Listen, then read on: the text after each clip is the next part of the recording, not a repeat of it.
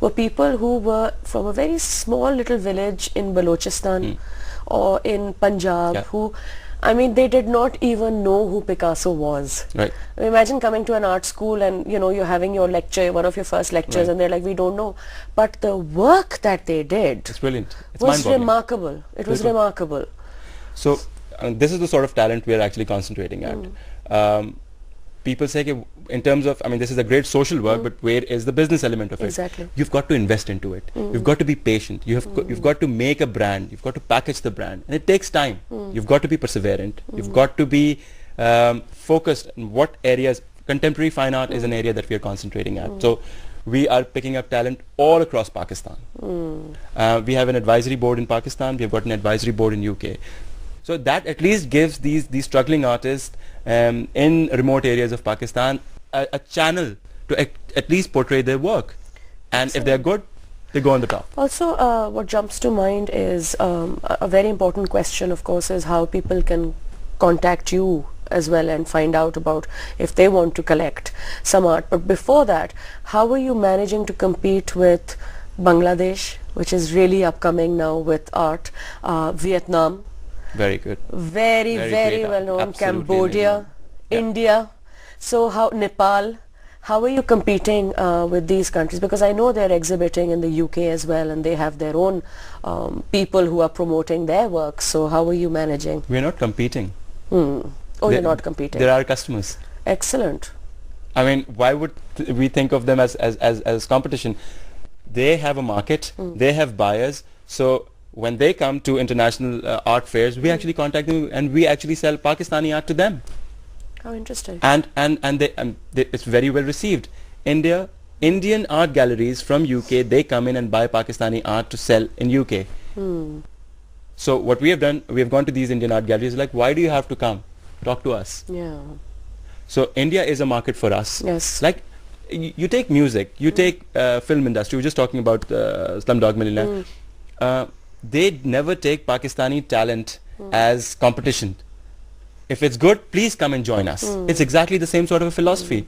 We are good. We would like to actually go to their market. We'll sell our work in their market. So it's not a competition at all, Sonia. But is it really that nice for us? Because I know it is a competitive market as well. Yeah. Even if you have that sort of attitude that, you know, we're not their competitors, I know that they are very competitive, and they, I mean, even like you mentioned Slumdog Millionaire and the Oscars, we all saw how, you know, they are true patriots. Just like, you know, we're Indians, and even in the awards they were like Om and thank you Ma and thank you our country and all that, when we lack that a little bit, sadly.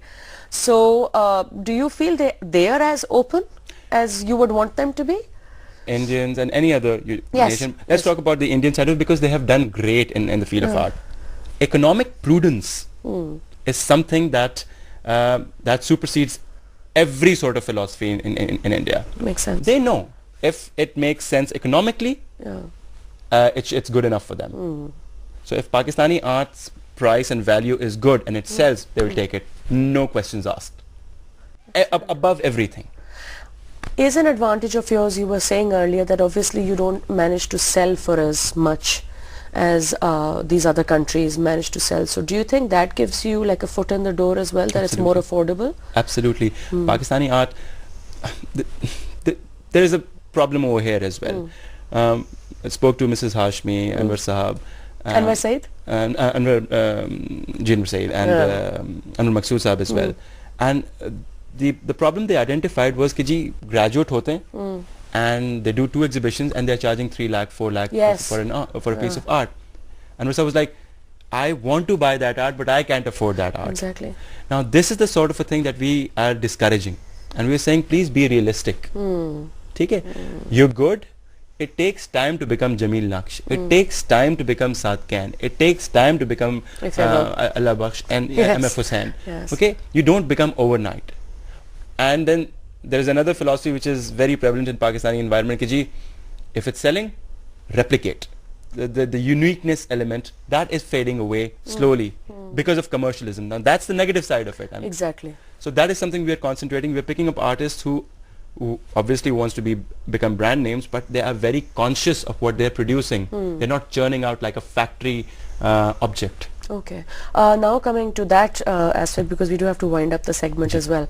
But for a lot of the people who are watching our show right now, if they've, they want to contact you, or they know someone who's an excellent artist, or they have family in the UK who would be very interested in contacting you to buy art, how do they do that? Well, we have a global art platform online. It's called www.colorsofinspiration.com. Okay. Go on that. It's the it's the only trading platform as well in terms of art. So you become a member, you can actually buy and sell art, Pakistani art globally.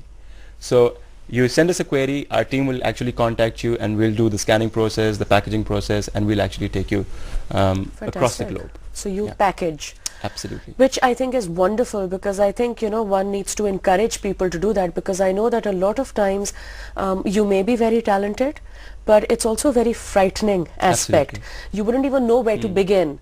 I remember when I started NCA, Shazia Sikandar. Yes, of course. She was exhibiting at the Victoria and Albert. Okay. And we were blown away that, my God, a Pakistani artist has her exhibition at the VNA.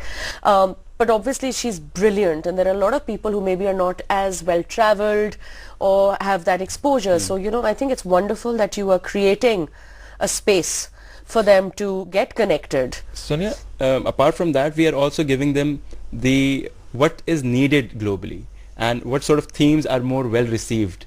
Now, if you're doing still art, then in still art, what is more, what's in demand, what's in fashion, what would be in fashion, these are the sort of directions we are giving the Pakistani artists. Okay, when we take their art globally, they're like, oh great, this looks great in the next 2 years, 3 years, 4 years time. So it's not only selling, we actually train them mentally as well. Okay, this is what the global art arena is requiring at that point of time. So if you can actually align your work with that, you'll be an immediate success. Well, perfect. Thank you so much for that.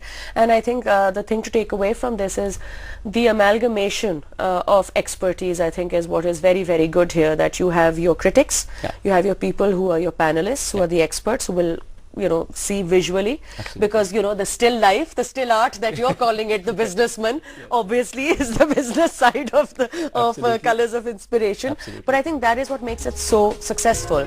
With that, thank you, Faraz. Pleasure as always. Thank you, Sonia. It was really nice again. And with that, please don't go too far. We are continuing the discussion on art after the break as well. Please join us again in a few minutes.